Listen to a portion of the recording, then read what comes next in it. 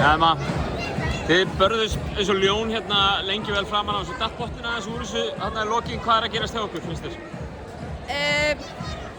Það erfitt að segja.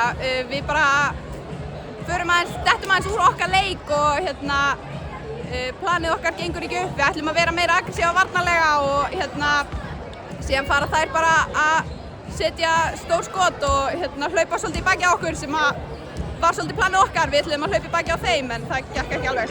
Eitthvað sem kom okkur óvart í leiknum í kvöld hjá Grindavík? Nei, svo sem ekki. Kannski bara hraðhlaupsstigin þeirra. Þú veist hvað þeir voru að ná að hlaupa mikið í baki á okkur. Tindastóll verið á uppleið kvennaliðið núna á síðustu árum og komnir á þennan stað í undanúrslit í bikarnum. Þeir hljótið að vera svolítið stoltar af ykkur þrátt fyrir tapið í kvöld. Við erum ótrúlega stoltar af okkur og við erum bara ógeðslega góð heild og við erum bara rosalega stoltar af okkar frammistöðu og hvernig við náum að þjappa okkur saman eftir erfiða leiki og við erum búin að vera í close leikjum eins og maður segja og bara erum því miður ekki að ná að loka þeim. Sterkir atvinnumenn í hópnum en líka efnilegar íslenskar stelpur sem eru að gera virkilega vel eins og þú sjálf. Lítur að vera góð stemming í hópnum?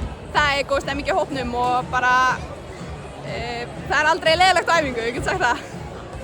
Frábært Emma. Ég ætla ekki að segja þetta til hamingju en takk fyrir og gangi ykkur vel. Takk fyrir.